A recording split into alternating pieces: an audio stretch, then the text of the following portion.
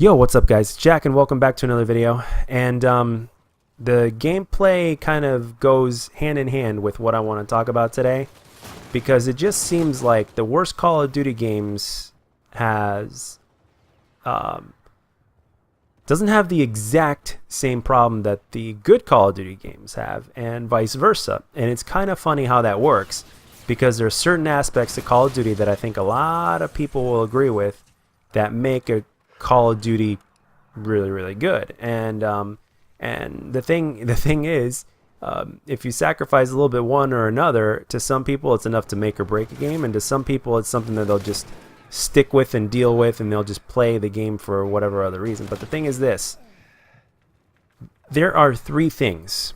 When you eliminate all the bells and whistles, the new things that have been added into the game and all these different in-betweens, when you remove all these things, there are three things that every Call of Duty, without exception, needs to have for it to not only retain its player base, but to keep players from being pissed off with the game, right? Because for the most part, sure, I mean, with every game you play, I mean, you're always going to get pissed off here and there. Like, even if it's a single-player game, like, there's going to be one boss that you're not going to like going up against that pisses you off for whatever reason. For a competitive multiplayer, there are a couple of things that really shouldn't be as much of an issue, but they just are, unfortunately.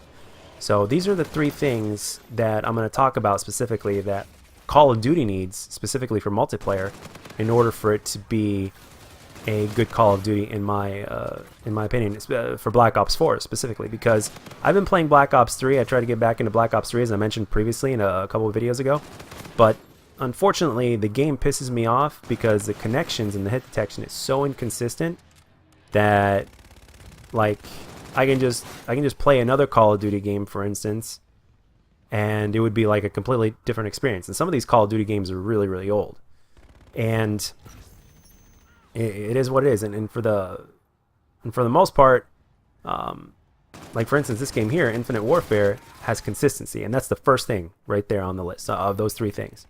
Consistency. You gotta have a connection and a hit detection that is consistent regardless of what time you play, and all that good stuff. Now, obviously, when you play later, I mean, there's going to be more sweats. There's no doubt about it. But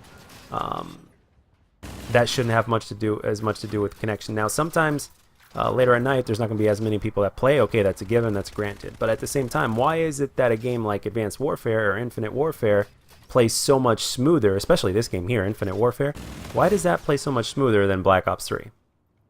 Or why does Black Ops 2 tend to usually play a little bit smoother at any given point in time of the day, and then Black Ops 3 just seems to be very very random? Like that two-piece right there you just saw, like in Black Ops 3 right now, is damn near impossible for me, because I put bullets into a guy, the hit registration is really delayed, and they fire once and I'm dead. And I know that's something that's been a topic of discussion with the lag compensation and everything, and that's what I think just, I don't know, the lag compensation, whatever the hell it's called, it needs to be toned down or needs to be removed.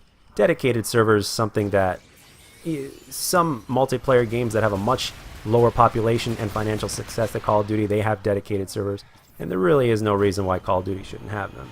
And there's also the fact that, you know, obviously Call of Duty is rumored to have kind of had a kind of shady matchmaking system, especially when it comes to supply drops as well.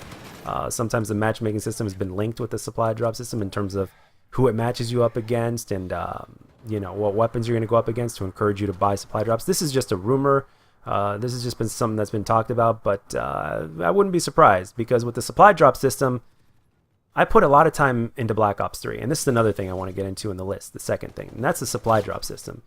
Black Ops 3 has like a really bad supply drop system, and whatever supply drop system Call of Duty Black Ops 4 is going to have, because we know that it's going to have a supply drop system. I mean, that's pretty much a given. Supply drops aren't going away. So, I mean, it needs to have a way to where you can literally grind the game, and if you put in the time and earn the amount of crypto keys or whatever the hell they're going to call it for Black Ops 4, or if they come up with another way, you could get them. And the people that buy the weapons, I mean, the only difference is they just don't want to go through the grind, so they'll buy them. Just put a price tag on a damn weapon. If you're going to put a weapon in supply drops, just put a decent price tag on a weapon, and there you go. And make the weapon obtainable. You know, make it obtainable. Like with Infinite Warfare here, you can grind the game and get any weapon you want. Granted, you spend the keys to do it and all that good stuff. So And the last thing really quick that I'm going to touch up on is the skill-based matchmaking. Again, I touched on this already.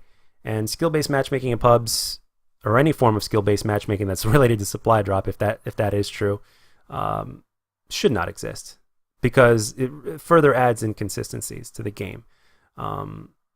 So those are basically the three things. If Treyarch with Black Ops 4 works on these three things to where they're either non-existent or they're altered to the point to where the game won't piss players off, then there you go. And those are the three biggest things that the next game needs to focus on. Because in terms of the developer and what they're capable of, in terms of innovation, and in terms of the quality of their games and the content overall, I'm talking about overall, not the entire, not every little knitting, not like the specific things that they're good or bad at, but I'm talking about overall, they're very good, but they could be so much better. And these three things will make them that much better. For instance, a Treyarch game with Infinity Ward's connection hit detection. I mean, can you imagine if Black Ops 2, for instance, or Black Ops 3 had the Ghosts hit detection and connection? Think about that for a minute. And there you go. Anyway, guys, that's all I got for this one. I went a little bit over time, but let me know what you guys think. What are your main things that make or break a Call of Duty for you, and that the next game needs to have in order for it to keep from pissing you off? And as always, guys, if you enjoyed the video, let me know. And if you didn't, let me know what I can do to make my videos better. And I'll catch you guys on the next one.